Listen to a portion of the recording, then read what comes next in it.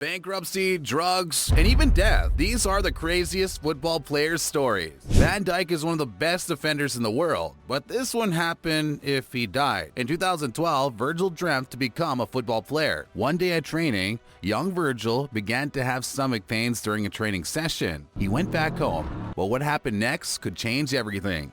See, Virgil's mother found him on the floor when he almost died. He was transported to the hospital and he needed emergency surgery on his burst appendix. Virgil said, "My mother and I were both praying to God, and to be honest, we were discussing various scenarios. At one point, I had to sign these documents. It was a will. If I would die in hospital, part of my money would go to my mom. My body was broken. I wasn't capable of anything. The worst things went through my mind." The doctor said that the only thing that kept Virgil alive was his physical fitness.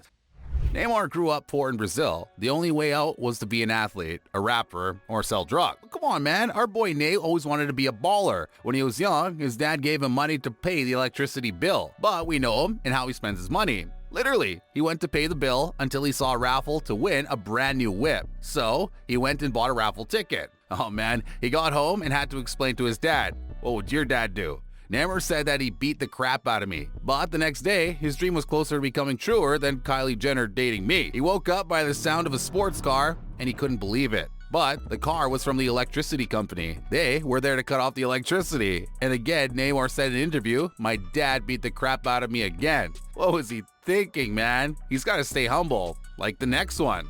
See, Kante got from a garbage collector to win the World Cup. This story is literally more inspirational than my road to 1 million subscribers. Kante was a son of Malian immigrants. They couldn't even afford to eat some days.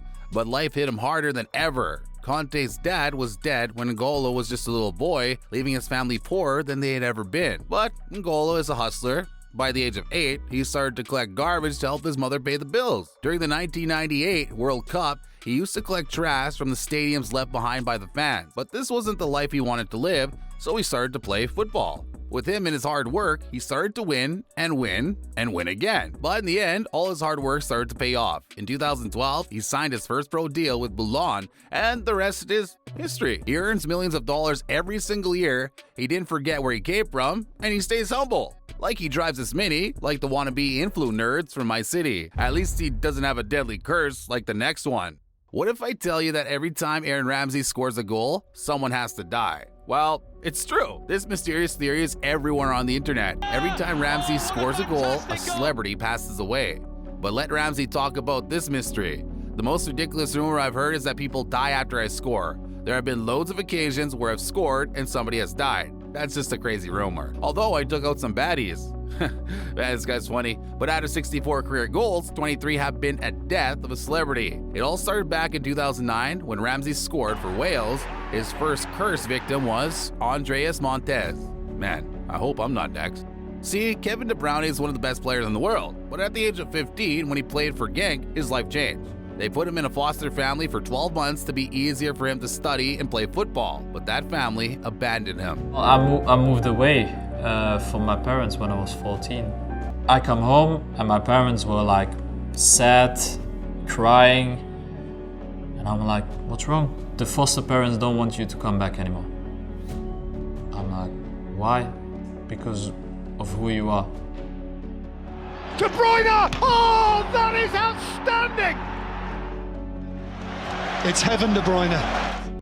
Parties, women, expensive cars, the dream life of everyone pretty much, but that life comes with a cost, a big one. You have to stay smart with your money and not blow it like what's coming next. From being every child's idol to becoming bankrupt and ending up in jail. Yeah, that's the story of Ronaldinho. He won nearly every competition. He had the biggest sponsors in the world. He dominated the scene for a decade with a net worth of $100 million. But how could this happen? How? Everything began in the year 2012. He went from $100,000 per week to $20,000.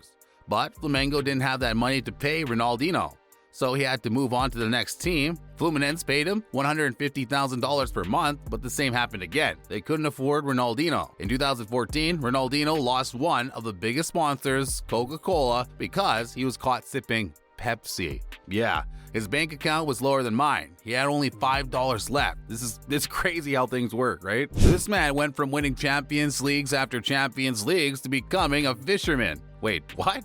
Yeah, Fabio Kante played for 5 years for Real Madrid, and he always liked the idea to become a fisherman one day. During his career, he bought a boat and even saved 15 fishermen's life from a sinking ship. Now he's working full-time at sea. He told reporters, "Life in the sea is not a shame, as many people think. It's a job like any other. Of course, I knew that football would one day end and that I should take a new direction in my life. And my happiness is this boat, and this is the life I want to lead." That's cool because the athletes are going broke after their careers. This man is living his dream. If you think I'm good, just wait until you see Fabio Payne. This is what Cristiano said about Fabio Payne. He played at the Sporting Lisbon Academy. Like Cristiano, they told him he'll be the next big star. But things didn't go well for Fabio. He spent all his racks on cars. I spent a lot of money on cars. I love cars. I spent lavishly on the ones I wanted, all of them. Ferrari, Lamborghini, Porsche, Maserati, and even a Punto. I would have done it differently if I could. This man was spending all his money on designer clothes. He just wanted to feel like a rapper, but it didn't work when you're not sure about your future. He joined Sporting when he was 6, and at the age of 14, Barcelona, Real Madrid, and Manchester United sent scouts to sign the future star. The French Football Federation sent him an offer to represent French national team and moved to France to continue his career there. But he stayed in Lisbon at the age of 16, and he was making $20,000 per week. Cha-ching. He said things were good when he was still playing, but when he stopped, he wanted to be with his cars. He had all the potential in the world to become the best, but when he joined Chelsea in 2008, he stopped training and started drinking and partying. In 2009, he returned to his former club, Sporting Lisbon, but left him in 2010 without making a league appearance. 9 years later, he was arrested on suspicion of drug trafficking. The police said that Payne had allegedly received the cash to transport cocaine and heroin from the Azores to Portuguese mainland to sell it at school. Wait, what? At school? Damn.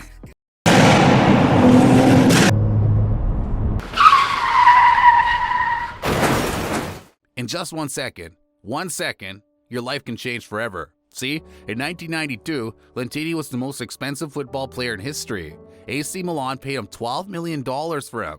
What would happen next year? It could end fatally. It was a normal day. Lentini had replaced the tires of his Porsche 911.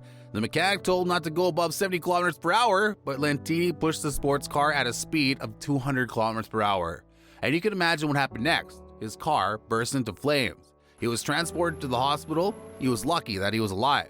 He ended up in a coma. The doctors didn't give him a chance to play football again until he went back to training. He proved everyone wrong. Lentini suffered from memory loss and blurred vision, but this didn't bring him down. He continued to play until he was 43 years old. I bet you want to know how Cristiano Ronaldo almost died or why he almost ended up in jail. Go watch this video. What are you waiting for? Go!